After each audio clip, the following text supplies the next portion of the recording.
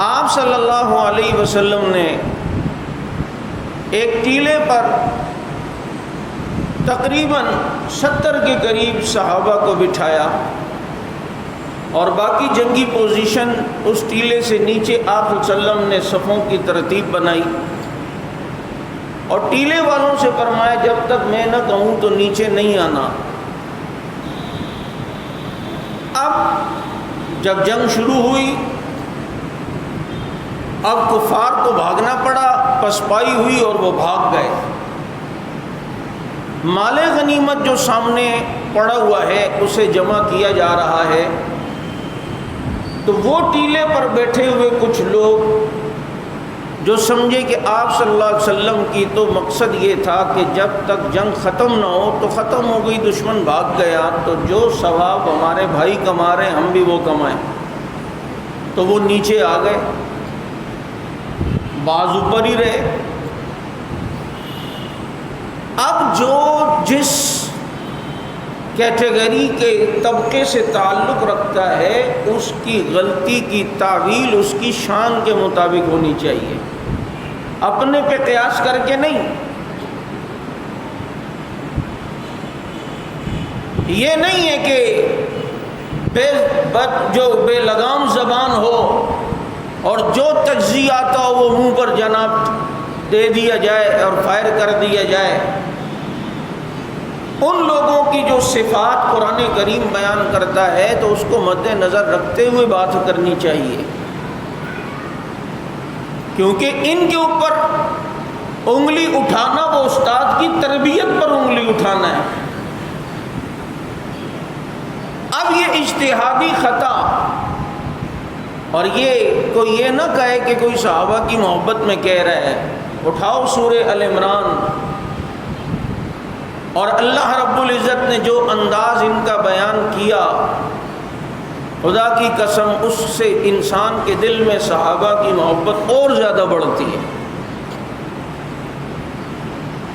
زیادتی کی ہے بعض لوگوں نے کہ جی وہ مال کے چکر میں آ گئے، دیکھو جی وہ آ گئے، وہ نیچے آ گئے۔ اچھا، ذہن میں یہ ہوتا ہے اعتراض کرنے والا تو صرف اعتراض کرتا ہے نا، اسے باقی چیزوں کا تو نہیں پتہ ہوتا۔ وہ تو یہ سوچتا ہے کہ جناب مال غنیمت کے چکر میں آ گئے۔ مجھے بتائیں، اگر یہ جو نیچے آئے تھے مال غنیمت جمع کرنے، اگر یہ نیچے نہ آتے تو تب بھی مال غنیمت میں ان کو حصہ ملتا یا نہیں؟ جنگ میں یہ تھوڑی ہوتا ہے کہ دشمن بھاگ گیا مال غنیمت پڑا ہے، جس کے ہاتھ میں جو آ گیا وہ اس کا، جو آ گیا وہ اس کا۔ ایسی اندھی تھوڑی چل رہی ہوتی ہے۔ جمع کرنا ہوتا ہے، جمع کر کے ایک جگہ جمع کرنا ہوتا ہے، پھر امیر اسے پوری جماعت میں تقسیم کرتا ہے۔ وہ تقسیم کار بھی کتابوں میں موجود ہے۔ ہاں، جمع کرنے کا، اکٹھا کرنے کا، ایمانداری سے لا کر ایک جگہ پر جمع کروانے کا یہ ثواب الگ ہے۔ یہ آئے تھے اس ثواب کی نیت سے، یہ نہیں ہے کہ جس کے ہاتھ میں جو آئے گا تو وہ اس کا ہو جائے گا۔ وہ یہ بنیادی غلطی یہاں سے شروع ہوتی ہے، جس پر جناب صحابہ کرام رضوان اللہ مجمعین پر تنقید ہوتی ہے، اور لوگ یہ سمجھتے ہیں جی وہ مال غنیمت کے چکر میں آئے۔ مال غنیمت کے چکر میں نہیں، وہ اس مال غنیمت کو جمع کرنے کا جو اجر و ثواب ہے اس ثواب کو لینے کے چکر میں آئے۔ یبتغون فضلا من اللہ ورضوانا، صاف بات۔ اے نبی، تیری نگاہ ان پر پڑی، اس کی برکت سے ان کے عمل کو اللہ نے اتنا محفوظ کر دیا ہے کہ یبتغون فضلا من اللہ ورضوانا، یہ جو کام کریں گے اس میں صرف اللہ کی رضا مقصود ہوگی۔